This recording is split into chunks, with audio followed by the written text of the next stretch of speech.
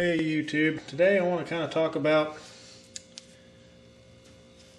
Tapco trigger and that odd little piece of metal or that little pin that comes inside of your cleaning kit.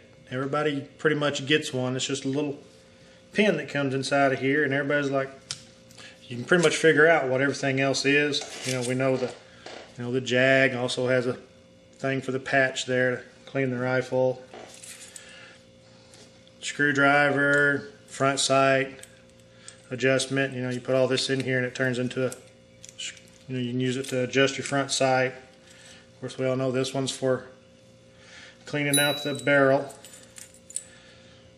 This is the bolt punch here. This is, you can use this to drive out the little pins in your bolt.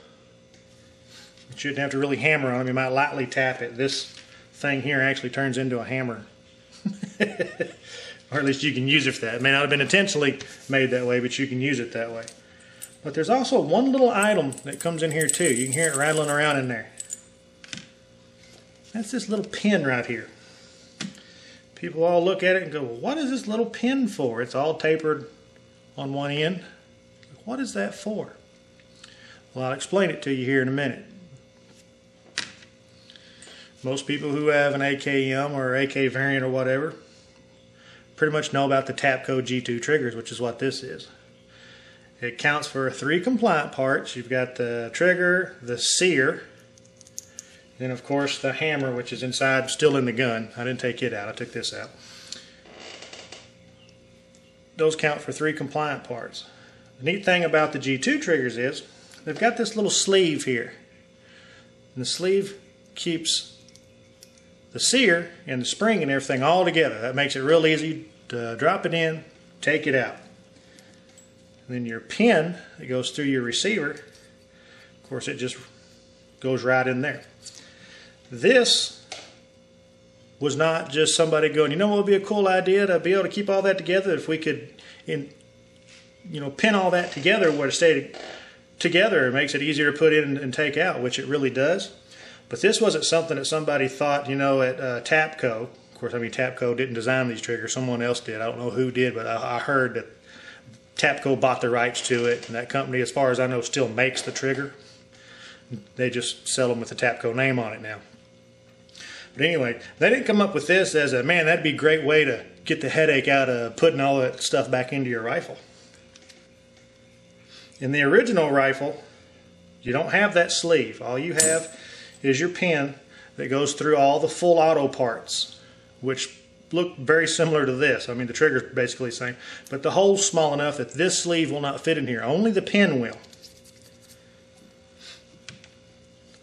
That's what this little pin right here is. If you know what all the full auto parts are, you'll have the trigger, the sear, and you'll have a rate reducer that's also in here. It's a big giant thing with little knuckles all spring loaded, which slows down the hammer just enough to bring the rate of fire down to make it more manageable. The little pin here is actually what the sleeve is. Now, it doesn't stay in the gun, but when you go to remove the parts, instead of pulling your main pin out and then all the springs and everything goes popping out of there and you've got to try to hunt it all down and put it all back together and all that stuff, you use this little pin with a tapered part on it. When you go to remove everything, you just simply take it and you push it. Look, it fits right in that hole. As you push it through, it pushes the main pin out.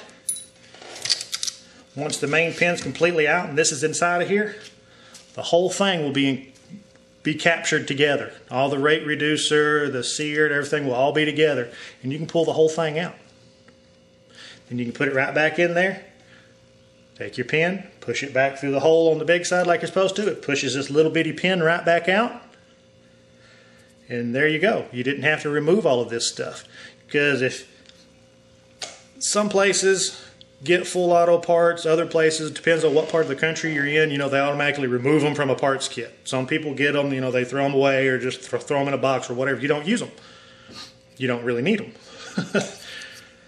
But that's what this little pin is for. That's what holds it all together. So in case you were wondering,